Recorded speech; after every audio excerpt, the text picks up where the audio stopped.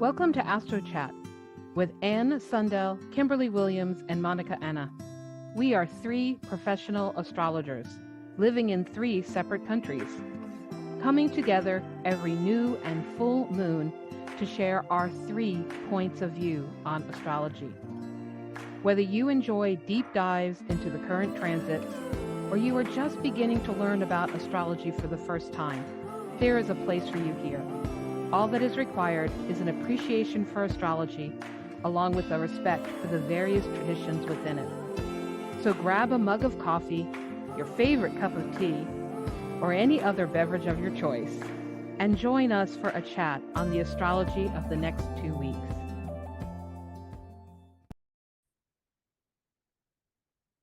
Hi, everybody. Welcome back to another week of Astro Chat. Normally, you'd be seeing Anne Sundell, Monica Anna, and myself on the screen, but obviously today it's just going to be me going solo. It is eclipse season once again, and I don't know about y'all, but we are feeling it coming and going. Lots of busyness, challenges, changes, transitions, which means trying to get our schedules to mesh across 3 different countries just wasn't going to happen. So I've got some notes and ideas from my colleagues, and I hope that you're ready to settle in, grab a nice beverage, and let's chat about what's going to happen with Monday's eclipse. First, though, let's talk about the Sabian symbol. And so this goes out to Anne, who is responsible for getting me following the Sabian symbols. I thank her so much for that.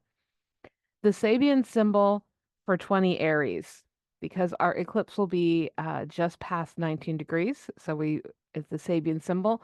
We round up to the next. So 20 Aries, a young girl feeding birds in winter.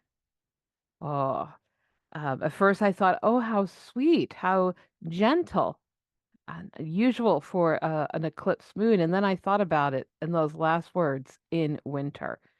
And some of what I read about this Sabian symbol is that it's about learning compassion, learning to have a sense of gentleness, to be gentle with ourselves, with others, with the creatures in the harshest conditions of life, right? That during winter is when a lot of, especially more northern climates than here where I live, birds and animals are struggling to find food to survive. Survival can be a big theme in the midst of winter. And the idea of offering compassion, of offering food, of reaching out.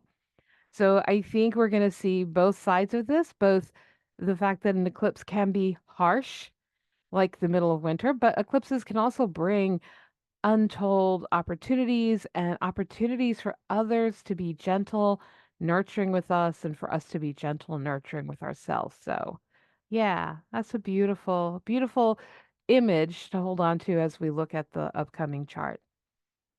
And then the other thing I wanted to say, kind of in our intro before we settle in, is that it's not too late if you haven't already ordered your copy of the Astro Luna Journal. Da da da da da by Monica Anna. You can get it. I believe it is now available, more easily available in the US, and you can get it through Barnes and Noble, I think is what Monica told me, or on Amazon. So I have opened my page, getting ready for Monday's full moon and the affirmations. Oops, sorry, new moon, I meant to say. The new moon in Aries. One of the 2 affirmations she gives you to contemplate. Choose one of the star sign's keywords and write a personal affirmation linked with the intention, vision, or dream.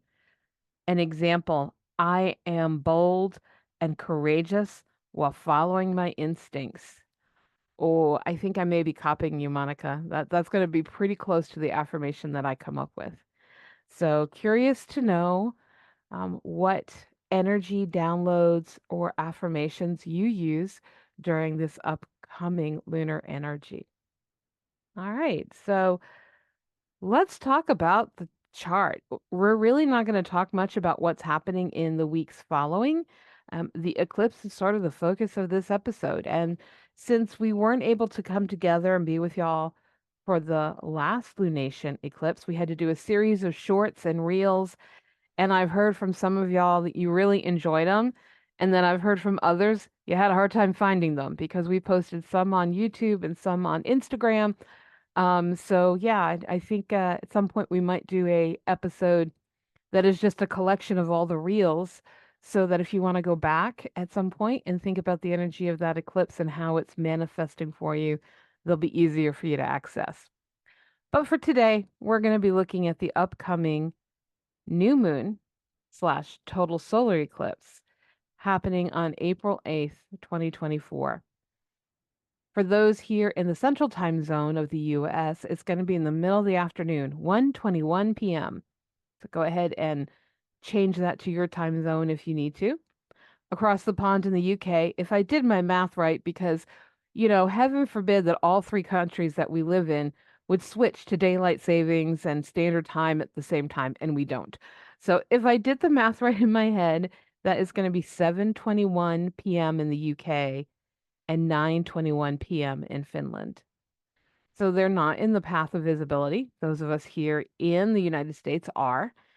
In fact, I'm going to pull up a quick little graphic that shows the path of visibility just so that you can see. Okay. I hope you'll forgive the fact that I came to a site that has some advertisements on it. But what I wanted to show is that the path of totality is the dotted line in the center here. And you can see that it starts out in the Pacific Ocean, not far from Hawaii, although Hawaii is not in the path of totality. Hawaii is going to be more to the side here. But it goes from the Pacific Ocean through Mexico, a good portion of the United States, mainly Texas, the Midwest, and up into New England states, up into part of Canada and then out into the Atlantic. And it stops just shy of reaching the UK or the Western Europe. But that's the path of totality where we get that beautiful seeing the the the disk of the sun go dark and the stars come out and we have that 4 to 5 minutes of darkness and cold. And it is phenomenal to be in the path, no doubt. But you'll notice there's a large area above and below and a little bit to the sides, which means that people who live somewhere or are going to be somewhere outside of the path of totality are still going to experience a partial eclipse, a portion of that eclipse, some of that eclipse energy. All right, so if you are lucky enough to be in the path of totality, I hope you have clear skies and I hope you're able to enjoy it. But remember, we experience the eclipses no matter where on the globe we live. The energy that's happening is still putting things into motion, impacting our birth charts, and we're feeling it. There's certain situations that have to happen, and we've talked a lot in the past couple years about eclipses and our thoughts on that. But I'll share again that for there to be a solar eclipse, first of all, it has to be on a new moon. Right? The sun and the moon are aligned in one of the zodiac signs. And that that conjunction, that alignment, they have to be close to one of the nodes, the lunar nodes, which if you're not familiar with nodes already, if you think about the orbit of the moon and the orbit of the sun, they're very similar, but they're not exactly the same. They're not totally the same. They're just a little bit, few degrees of separation between them. And so those points where those two orbits intersect, where they crisscross, one on one side of the Earth, one on the other side of the globe, those are the nodes. And basically, they have to do with karma, with our life path, with what we're here to learn and to step into that's outside our comfort zone, what we're here to appreciate that we have certain skills and what we're here to release and let go. Whole combination. A lot of meaning that can be tied up into what the nodes mean. And so we have to have all of this happen. And then for us to actually see it, it has to be happening during our daytime hours and all that the astronomy that goes into making sure that it is a solar eclipse. Regardless of where you live and what you're experiencing, there are certain characteristics that solar eclipses share. One is that this is bringing the energy of change. Change and transformation. I mean, are those not words that you hear three of us use all the time? And it just seems like here we are again talking about yet another event that brings us into that. Mainly, a solar eclipse is going to change your outer world. It's about changes in what we're doing. It is not unusual for people to begin new jobs, take on new course, step into some kind of new role during the time of the solar eclipse. It's that physical 3D reality, what I like to call the mundane world, the things that we're doing out in the space with others. And a lot of times it can be dramatic if it's hitting our chart. It can be like, wow, it's time to start this.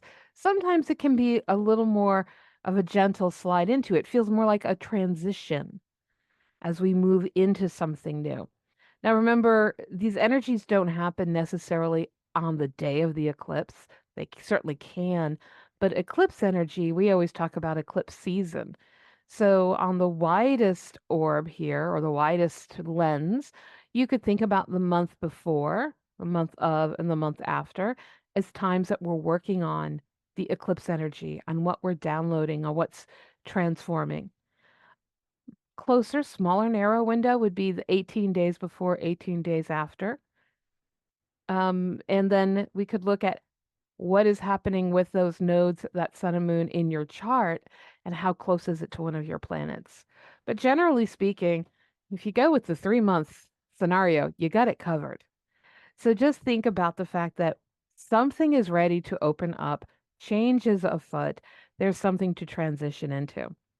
We also find that eclipses can impact weather when there are storms or geology shifts and changes, and they happen the week of an eclipse, let's say, they tend to be stronger. You see this a lot when we have a full moon and the storm comes in and it hits harder than predicted. Well, that's definitely up the score on that if we're talking about eclipses and weather changes. It's also a time when we get very concerned about health and health issues and factors, especially if that eclipse is going through your first or your sixth house. This is why the three of us always advocate know your chart and know where you have the signs and the planets at the very least, because it'll help you understand how these transits are impacting you. So, since the eclipse is happening at 19 degrees of Aries, whatever house you have 19 degrees of Aries is where you're going to be feeling it.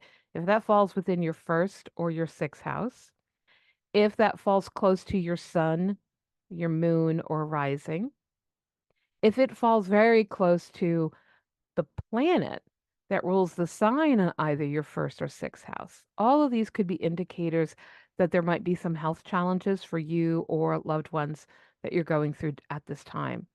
Now, it doesn't mean to go into panic. But I would say it means pay attention to what are the themes of these particular signs, so Aries and its ruling planet Mars. And if we see anything associated with that, we might want to pay more attention rather than push it off and see if it's going to get better. So, for example, Aries being a fire sign, inflammation can be big, rashes, in anything that becomes inflamed, that becomes then an issue. Any illnesses you have that are aggravated by inflammation in the body could become an issue. If you have any kind of pre-existing condition and you refer to it with words like, I'm having another flare up, in air quotes there, if this is something where you feel a burning, we might see that this isn't being intensified. Also, Aries is pretty much has rulership over everything involving the head. So migraines, headaches, the allergies won't drain, and I'm feeling the pressure, in the sinus cavities there, the ears, the TMJ, the teeth, anything in the head can be exacerbated when we're experiencing something like an eclipse in Aries. And lastly, I'll just throw out there that Mars also has rulership over the blood. There's certainly more we could dive into with medical astrology with this, but these are some of the big overall pictures. And so anything involving the blood, infections, things of that nature, high blood pressure, you want to keep an eye on it during the eclipse times. If something flares, don't ignore it, address it, and just be aware that if it's something that is minor, it may subside once we're on the other side of the eclipse. And then the big thing for me is, as I mentioned already, where you're feeling this in your chart. You know, the eclipse is amazing and we're all being impacted by it. But the personal impact is when we compare that chart of planets transiting up in the sky to your natal birth chart and what is being activated by it. So, as I mentioned earlier, wherever you have 19 degrees of Aries, that's the house. And the themes associated with that house are going to have prime importance. That might be where you're trying to make change or give us more clarity about what is coming forward for you to step into. Now, a lot of folks like to say that we need to be careful and we need to take precautions. And I certainly want to honor those viewpoints. And as astrologers, we don't necessarily all agree just how far we need to go with this level of protection. I mean, we don't all agree how far or close planets need to be to talk to each other. So why would we all agree about the potential harm, the potential omen energy that can happen? And more traditional type of astrology traditions, those that have been around for centuries, might take a more um, exacting viewpoint than maybe some of the more modern ones. But I'm going to say that anything that you feel is right for you is what's right for you. So there are some folks who feel they do not want to be exposed to the rays of these luminaries during the time of an eclipse. That eclipses can be harbingers of doom or bad energies, and they'll stay inside, close the curtains, things of that nature.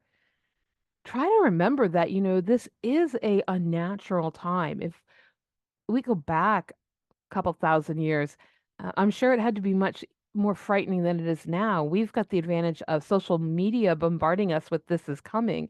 It isn't a surprise. But even still, if you are outside in the path of totality where it is visible, and suddenly in the middle of the afternoon, the sun goes black, the stars come out, the temperature drops dramatically, the birds stop singing, it is unnatural.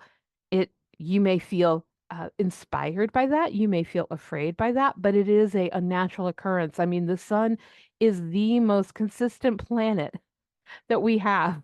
Our clocks, our man-made clocks are based on you know, earth and sun kind of energies. The sun is always going to rise in the east, set in the west. The sun travels a degree a day. It is consistent. So when something happens so inconsistent, it can feel a bit jarring. So that might be something that you're feeling called to do.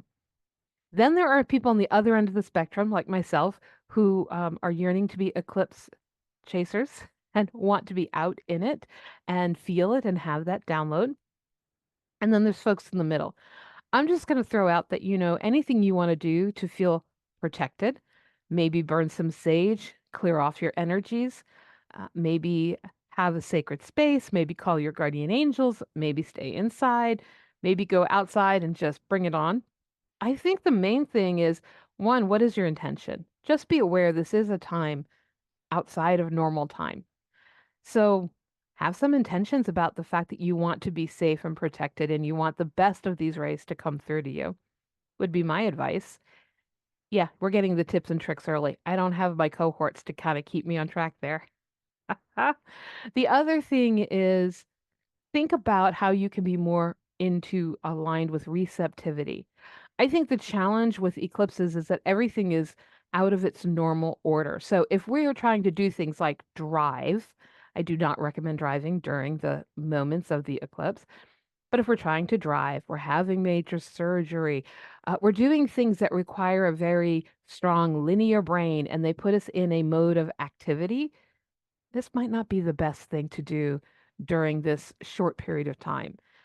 So during the time of the eclipse, both that exactitude, but also if you look up online, you'll find that it'll tell you the hours that the eclipse energy starts to begin. When we start to get some of that penumbral, shady energy happen, the exact eclipse, and then afterwards, how long it takes before the sun and the moon and the earth have all moved and we no longer are having that energy. It's generally not that long, but during this time, I advocate being in a place of receptivity, allowing yourself to receive messages, receive downloads, be in a calmer state, allowing ourselves to open up to whatever's flowing rather than trying to do and rush. So I'd be curious to know if any of y'all out there are taking precautions for the eclipse. Do you stay home? Do you go out? Are you a I'm going to be protected, or are you an eclipse chaser? Where are you on the spectrum? Put some comments, especially if you're watching us here on YouTube. It's easy to comment because be great to know. All right, so what are some of the themes that we think the eclipse energy is going to bring up? This particular eclipse, and let me just share the chart with you briefly. I'm going to pull it up right now. Okay, so here's our eclipse chart. It is this particular one I have set to San Antonio, Texas, where I live, for 1:21 in the afternoon. But we're seeing that I put it on an Aries wheel, right? So wherever you are, this is going to just shift to be in accordance with your location. But we've got the sun and the moon at 19 degrees, 24 minutes of Aries. And close by at 24 degrees of Aries is Mercury, which is currently retrograde. And just before that, obviously, one of the nodes, the north node at 15 degrees. And further away, out of orb, but still um, wanting to be part of the conversation, but not close enough maybe to actually have something to say, is Venus at 4 degrees of Aries. And I've thrown some other points that we don't often use on Astro Chat podcast in here because I'm going to be speaking to this. Things I want you to pay attention to are some asteroids, specifically the asteroid Vesta in the early degrees of Cancer, the point Black Moon Lilith at 2 degrees of Libra, and then we have the asteroid of Pallas Athena in Sagittarius, the asteroid Ceres in Capricorn, and Pluto, which recently moved into the first degree of Aquarius. So these are some of the things we're going to be focusing or highlighting on. And if you're watching us on YouTube, there's there's the chart for you. And if you're listening to us on a podcast, feel free to pause, pull up a chart for this and follow along. All right, let me close that out. All right, so the first thing to talk about is the fact that it's Aries, right? This new moon, this total solar eclipse energy new moon, it's happening in Aries, 19 degrees of Aries. So I've been asking myself already some questions of what might be coming forward for me. Because remember, we're already in the eclipse season, even though that new moon hasn't happened yet. We're feeling it. And so Aries to me is all about beginnings. What is it that you are meant to begin? What is it that wants to start now? Beginning, and especially beginning now, being in the moment, doing it now. It's Aries energy is not the planner like Capricorn is. This is the let's go, let's be spontaneous, let's get it started. So the energy of starting up, of launching into things can be really big and powerful. The other thing to me that feels very Aries like is this idea of sometimes in order to begin, it may require a bit of an initiation. So, is there some type of initiation you need to go through? Are there others that you need to help initiate so that they can go through it too? What is it that we need in order to be able to start? For some people, this could be very spiritual, metaphysical initiation energy. For others, it could be very practical. I need to take course X so that I can start job Y. Very, very straightforward, but there's still something about what we're beginning. We may need to step through some type of training, learning, initiation to make that happen. And then, like I mentioned, Aries is so spontaneous. So, is this a time for spontaneity in your life? Would be a great question to reflect on, especially in the area of life that house in your chart where 19 degrees of Aries lives. The themes associated with that house, where can you bring more spontaneity in there? And Aries ultimately is the principle of me, myself, and I. You know, the reason I think so often we use it as our starting point when we're talking, because the zodiac is a circle. We could start anywhere on the circle, really. But we always start with Aries because it makes sense to start with the self, to start with me and what do I need and what do I bring and what is it that I have to do to fill my picture up? And then I can take that further out, right? So, how can you more deeply align with the me, myself, and I principle? The whole I am part of yourself. What do you need for that alignment to happen? What are some of the obstacles? What needs to change? Or what change has already happened and now you're ready to step into something deeper around that? With any eclipse, I like to look at the polarity of the signs involved. So we're going to look at the sign opposite Aries, which would be Libra, and embrace some maybe balancing some polarity. So is there a challenge or an obstacle to embracing the energy of this eclipse tied to how you need to bring balance back into your life, your world, that part of the chart? Either the house where the Aries lives or opposite the house where your Libra lives. What do I need to have some balance there? Is there something going on with the kind of push pull between me and you? Or is it me or we, right? You and I being a group. Am I focusing all my energy on others and forgetting about myself? Am I focusing it on myself and forgetting about others? Balance of the Aries Libra energy to be in the middle of that seesaw. To find that fulcrum point is often thinking about what we need, not what do you need from me or I need from you. What do we need collectively? And I would also say it's a great time just to reflect on the relationships in your life, personal, professional, social. Reflect on the things that you do that feel artistic, the things that are practices that help you to stay mindful, balanced in the moment. And think about how they're impacting your peace, your balance. What is it maybe you need to start to bring more peace and balance and harmony into your life? And then we've always talked about the fact that on a new moon, whether it's an eclipse or a regular monthly new moon, be open to receiving messages. The time to take action is actually not on the new moon. It's about 3 days later when we have that sliver of a crescent. This is the time to receive, to be open, to allow the download to fully happen. Let's not, interrupt. You ever interrupt your computer before the download has finished? I did that the other day. It didn't go so well. Allow the download to happen. Take it in, receive it. Don't try to drive the cart. Allow the universe to drive the cart for just a few days or a few hours. And anything involving the moon usually connects us to our body. So, how can you actually embody Aries energy? Think about the somatics work here. Are there stretches you can do for your head, for your jaw? Are there things that we can do looking in the mirror, looking at our face? I really enjoy taking those. I'm not sure what they're called. They're those tools that people use when they have allergies, or you put them in the fridge, and then you can just do these long, sweepy motions around your face. This can be a great time to just feel what's going on with my head, what's going on with myself. And I'm sure there are a lot of other ideas that some of y'all have.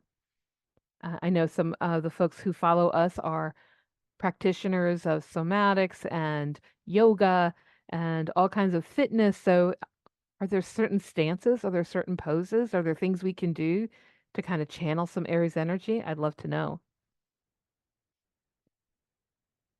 So, I mentioned when we had the chart up that not only is the sun and moon in the sign of Aries, right? But along with the North Node, but we also had Mercury there. And Mercury is retrograde and pretty strongly engaged in what's going on.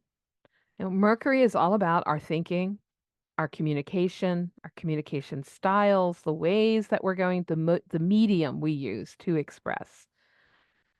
Has a lot to do with siblings, aunts and uncles, or our own siblings, but it's really at a base level. How do you connect dots in your mind, in your brain? How do your neural nets, how are they wired? What pattern do they go? And who and what taught you to form them?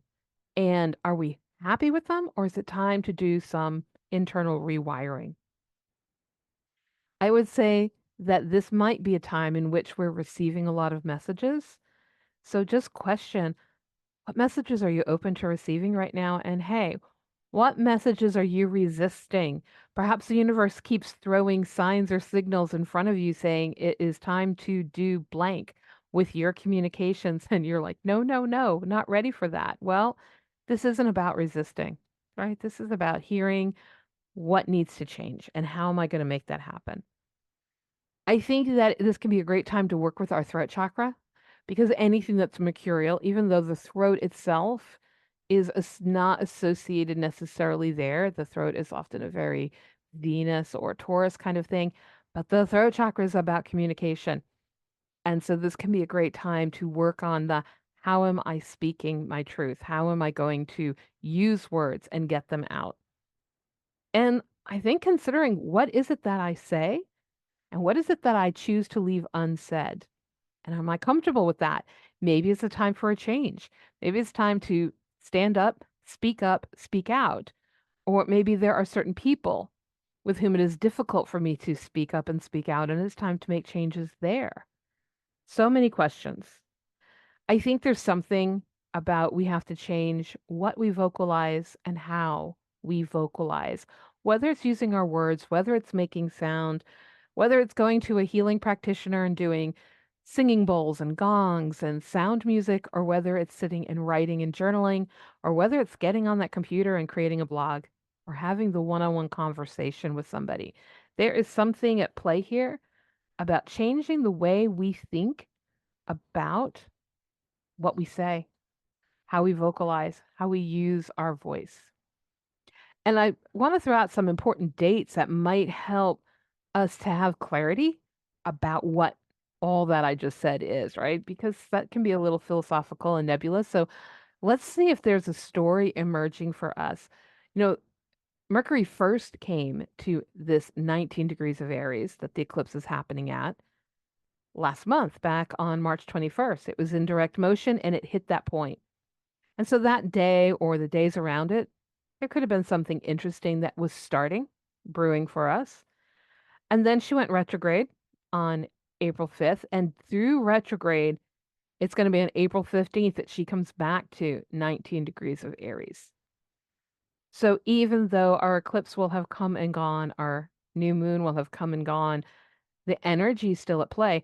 When an eclipse happens, it often activates that specific degree of that sign for a while. And as transiting planets make contact, it's almost like tapping back into that energy or pulling it forward into the moment.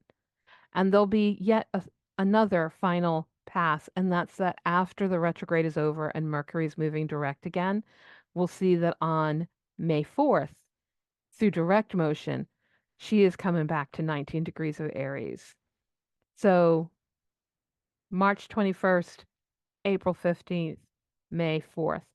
What do they hold in common? What are the things you're working on that pop up there? What are the conversations that maybe pop up around these days that are part of the unconscious story trying to come into the conscious mind? Yeah, there's two more things I want to talk about that may be of interest, that may be something germinating in your world. One is the fact that I mentioned there were some asteroids involved in the energy of this new moon. And a very powerful player here is Ceres. Ceres is actually square that new moon, that sun moon eclipse energy. And Ceres has a lot to do with nurturance, has a lot to do with what we learned from our mothers about nurturing or not nurturing. And since all this energy is in Aries about the self, and then we have this nurturing, I think a big thing to unpack in the coming month, what are the patterns around self-nurturance that need to be worked on, worked out? You know, are you self-soothing? You know, are we using food or other types of things to self-soothe but not really nurture ourselves? Are we denying nurturance? Have we just not figured out what nurturance means? I mean, I've had a lot of people tell me how, well, you need to nurture, you need to go to the spa, you need to take a bath. No, that is not my mode of nurturance. But if you want to put me in a cave, in fact, we're fortunate enough here that there's a spa that has a room they call the cave, lined with salt, salt on the walls, salt on the floor, a little waterfall going. curl up under a blanket, they keep it nice and cold.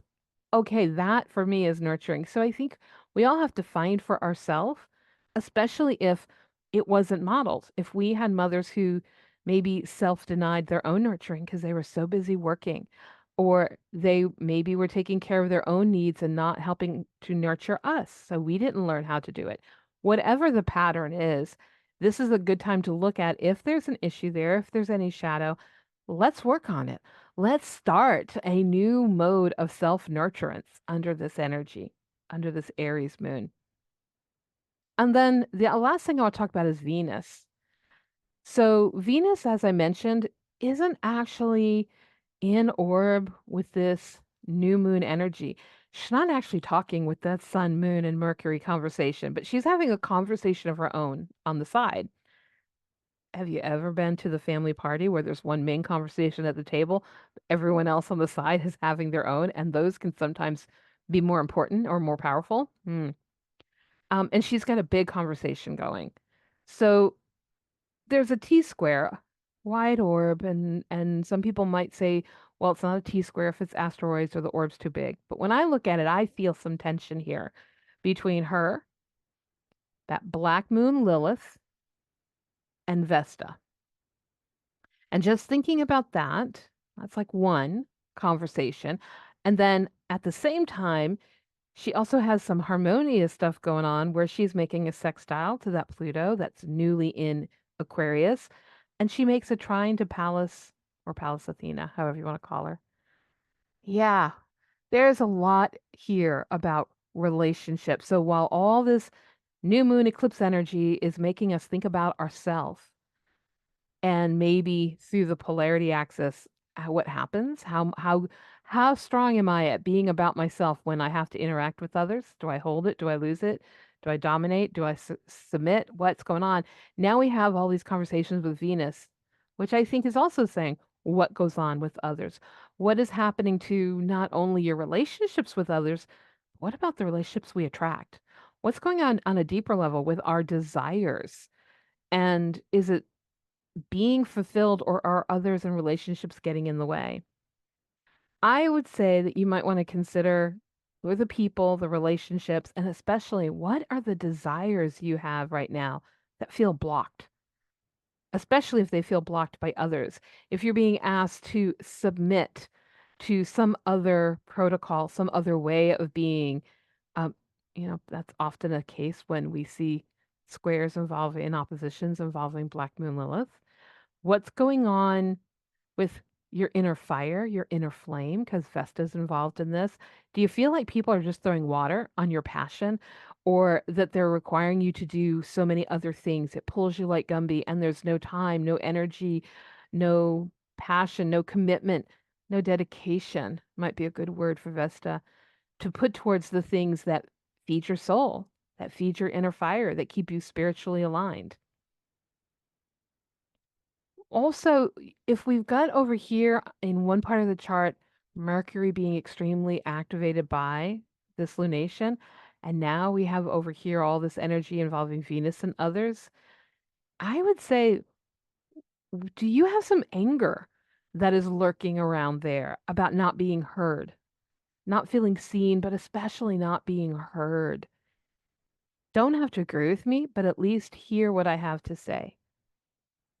And how can we connect with people who will hear us, who will listen to us, who will at least attempt to take that in?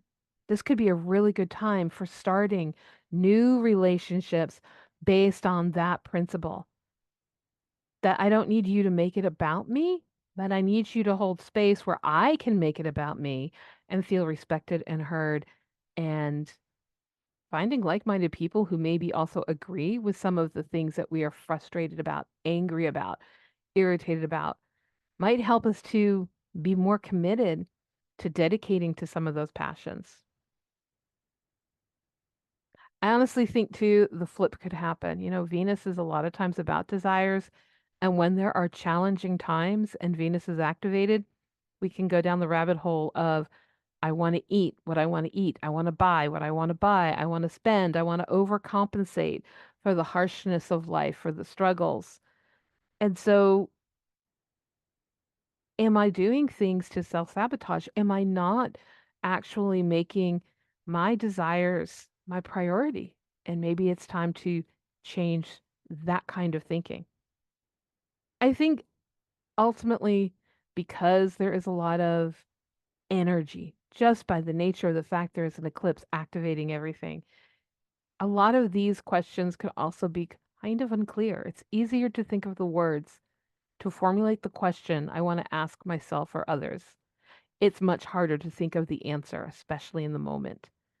And that's okay. So perhaps just gaining clarity is the energy we need to download.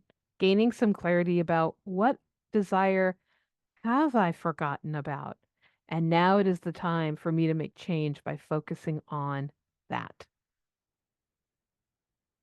If you're still feeling a little not sure that any of those themes are happening for me, although I have to say I have probably several happening at once.